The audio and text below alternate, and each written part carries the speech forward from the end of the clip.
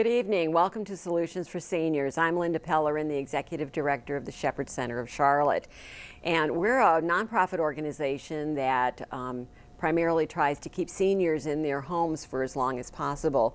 And the way we do that is we offer programs and services to the seniors to help keep them healthy and active.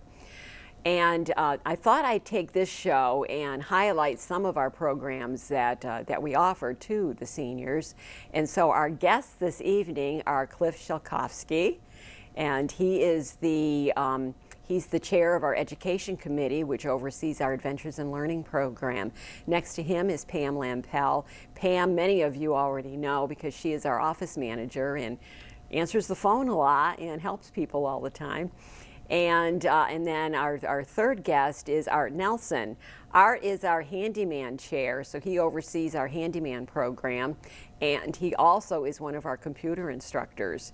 So I'm going to go over to Cliff first, and we're going to talk a little bit about Adventures in Learning. Cliff, as chair of the education committee, what does that involve?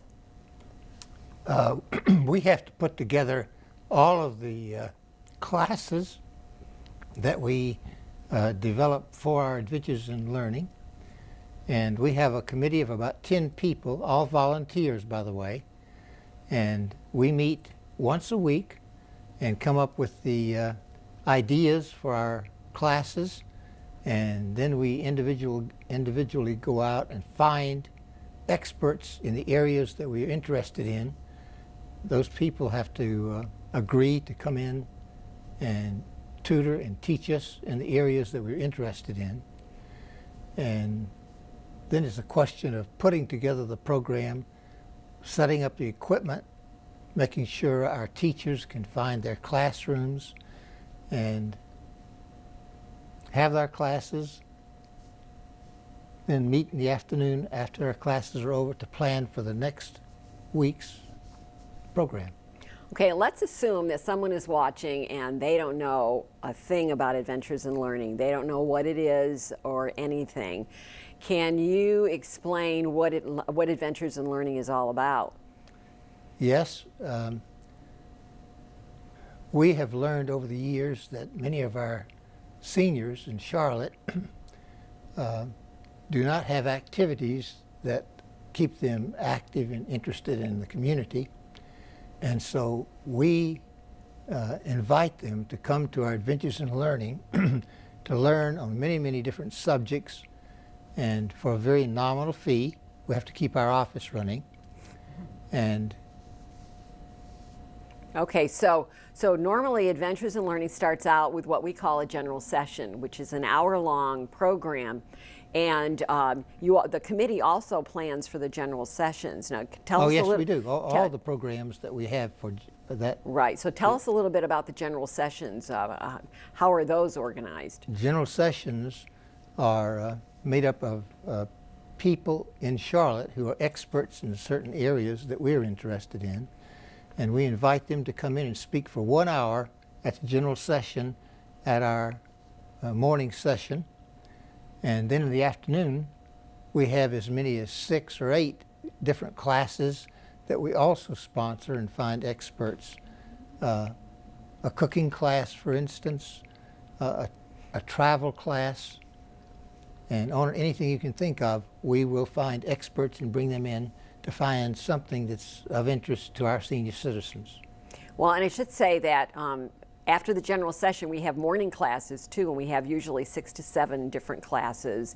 And I have to add that normally you would think a cooking class, what do seniors want to know about cooking? You know, most seniors already know how to cook. But we happen to have an instructor who is very dynamic, and she brings in all the materials and cooks, and then lets the seniors take that home with them. So the class has been very popular, and we're able to offer it a couple times, which is really great. Let's say you're looking for, or let's say the committee decides that they want to have a poetry class. How would you go about finding an instructor for that? We will assign 2 or 3 of our committee members to scout around and find somebody that's probably retired generally a college professor, and get in touch with the college or directly in touch with the professor if we can find a phone number and inquire if that person can come in and teach our class for 6 consecutive Mondays. And we just keep working on that until we find it. Of course, you can get turned down. And when that happens, then our search continues. And we'll go to another university or find, by word of mouth, another professor that's retired. Or maybe he's still teaching, but he's teaching in the morning and perhaps can teach a class in the afternoon. So that iterative process continues until we find enough teachers to have our program for the session. Okay, now I know that you coordinate one of the classes, which is called Travel Talks. Tell us a little bit about that. Oh, the travel, yes. We have learned over the years that seniors often physically can't make long trips, or maybe they can't afford it at these later years. And so we have tried to get in touch with people that have gone on vacation, made a trip to Europe or wherever, and asked if they'd be willing to come in and share that experience with our seniors. And that class has become fairly popular over the years, and we don't have any trouble finding speakers generally. Everybody wants to relive their vacation time, and so they bring in their CDs or their flash drives or whatever with their pictures. We set them up with a projector so we can have big pictures to share with our seniors. And that has gone over very well over the years.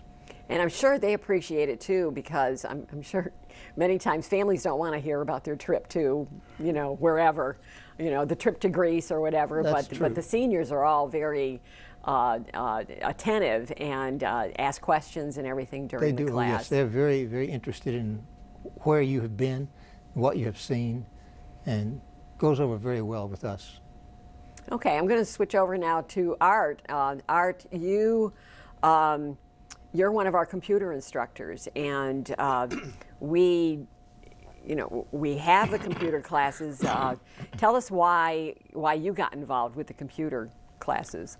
Well, I've always enjoyed computers. It's been a hobby of mine for 30 years, and when I learned that the Shepherd Center was starting a computer program, I called Lou Weber at the time, and he said, come on board.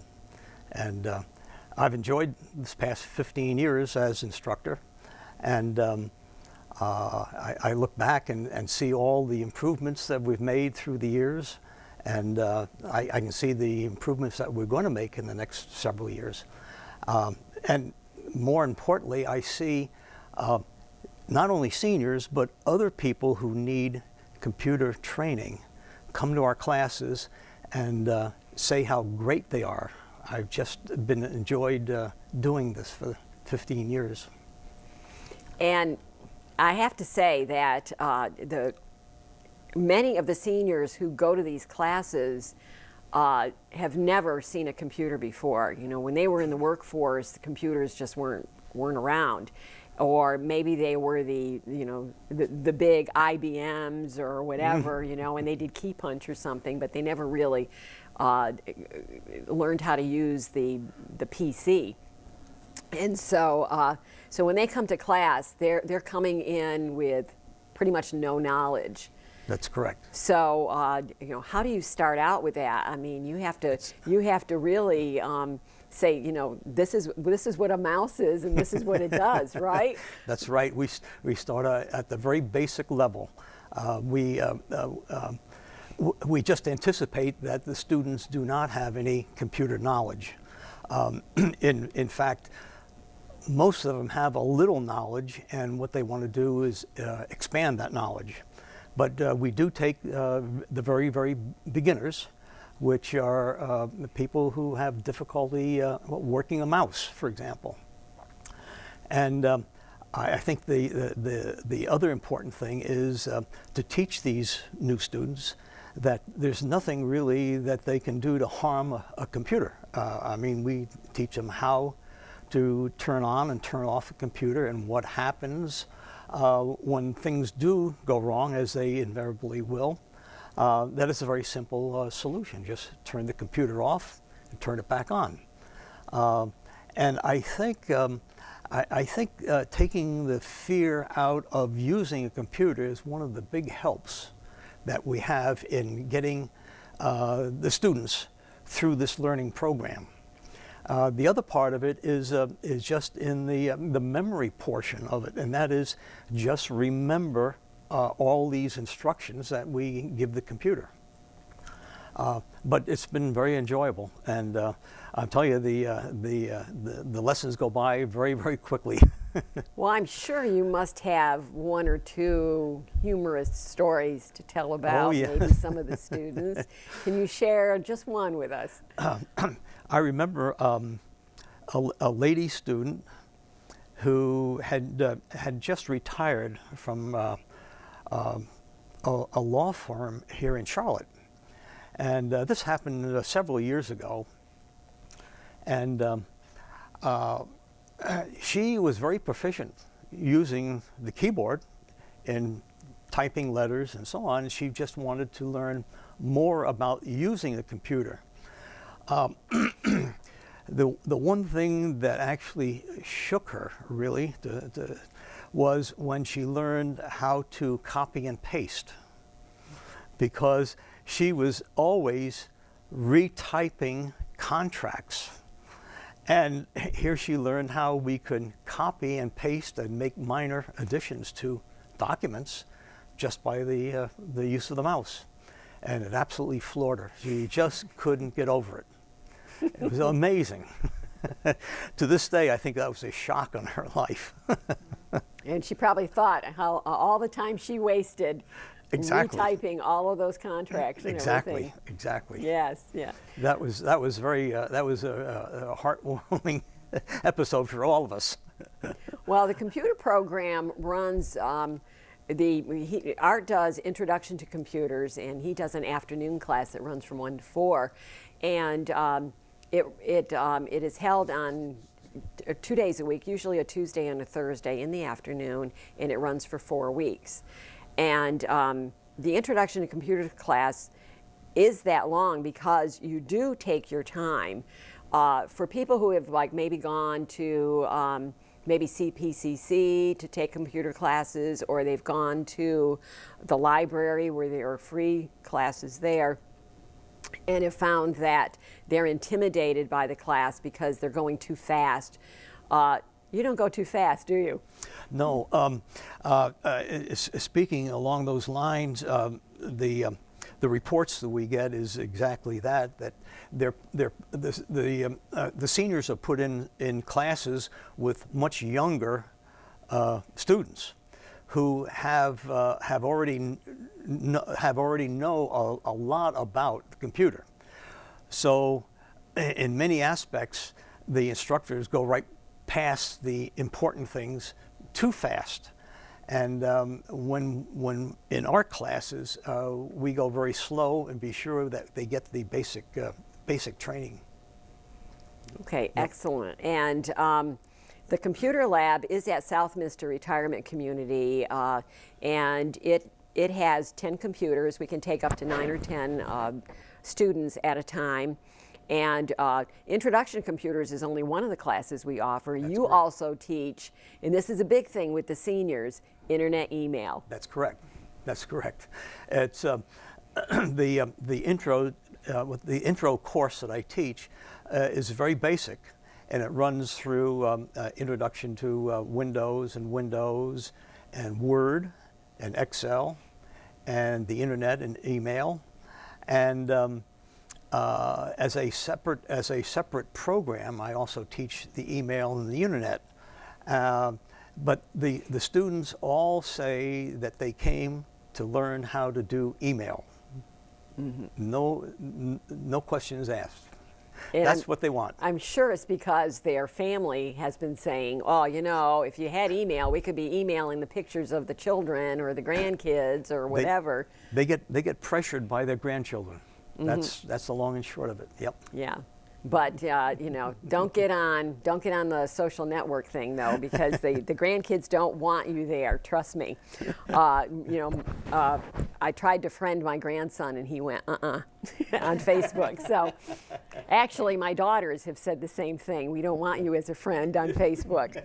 I don't know why. I mean, so computers don't have to be all scary and everything. You know, they can be, you know, if someone wants to come and take these courses. I need to mention that we have found, last year we started this program late last year, a new scholarship program, because we found that there were a lot of seniors in the community.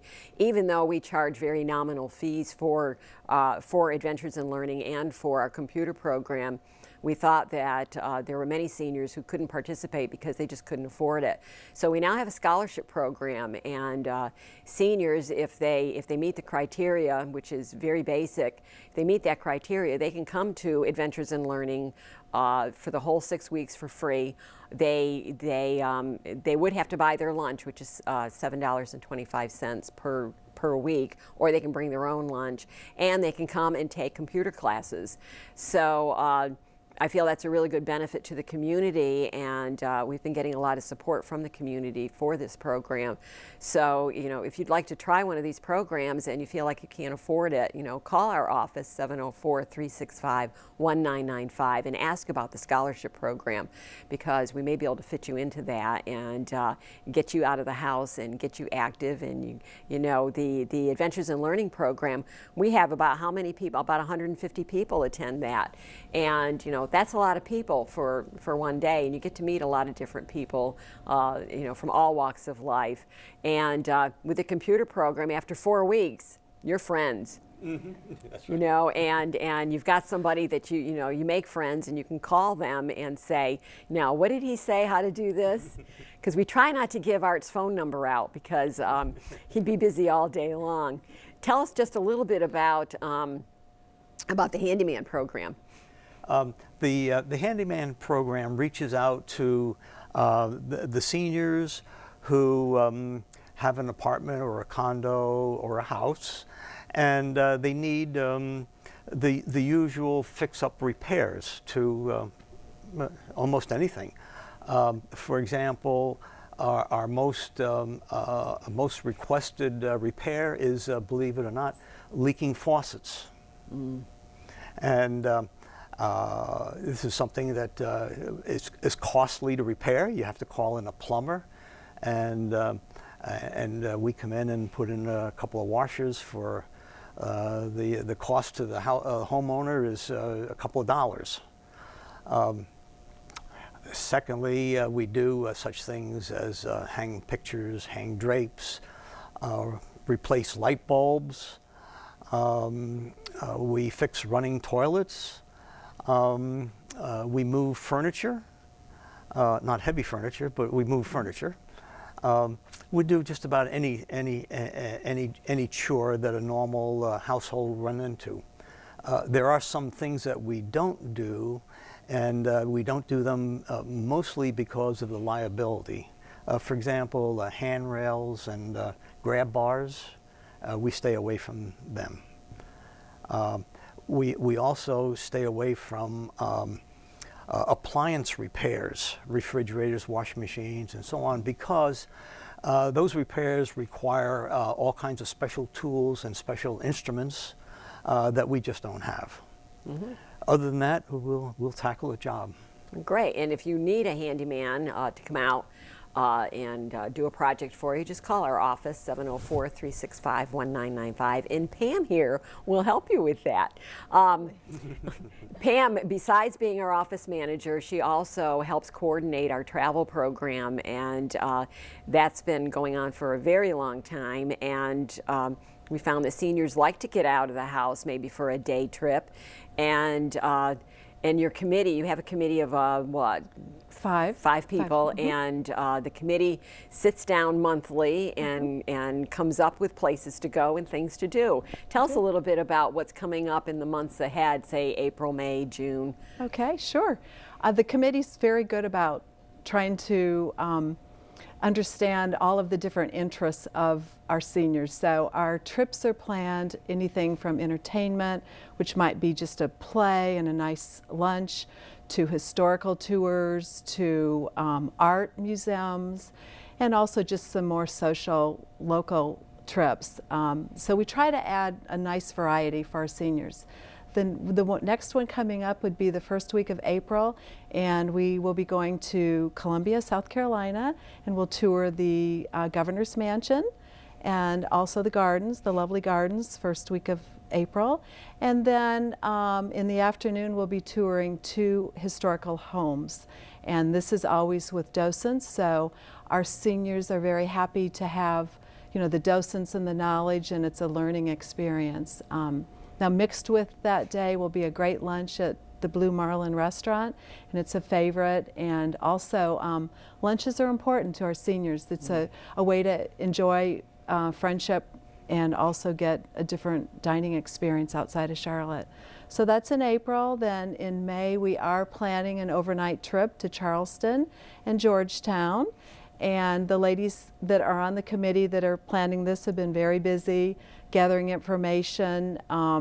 There will be an opportunity to visit the oldest museum in America, the Charleston Museum, and also a very special house, the Hayward Washington Home, which will be fun, and again a docent-led tour. And there'll be some free time in Charleston, friendship with the travelers in terms of dining together, and we also try to offer just a little free time for the market there, the Charleston market, to tour. So that'll be a great day. 3 days actually. Right, and aren't you going to Georgetown too? We are. The very end, the 3rd day's just a stop in Georgetown, a really quaint port. There'll be time to walk along the boardwalk and lunch together, and that'll be our final day on that trip. So that is first week of May, May 1st, 2nd, 3rd. Then at the end of the May, we have a trip to Hendersonville to a new venue. Instead of the Flat Rock Playhouse, we're going to visit it's a theater in the Round right in downtown Hendersonville. And the play is Nonsense, and it's a musical comedy off Broadway and has some good reviews, and we think it'll be a good choice for our seniors. Well, that sounds really good. Yeah. Now, I know last year we did take a trip to some wineries. Are you going to put that on the schedule again for 2012? We are. We always look at what was really popular, try to repeat a little bit. Of course, choose some different wineries this time. But on that trip we had over 50 people on the bus, so it was quite popular. And we will return to favorite, Flat Rock probably later, Wolfhart House for another play. So we try to incorporate some trips that have been very popular and then also look to add new ones. So, we always have some new ones every year. And I should say Wolfhart House is in Wytheville, Virginia, so, but it is still a day trip,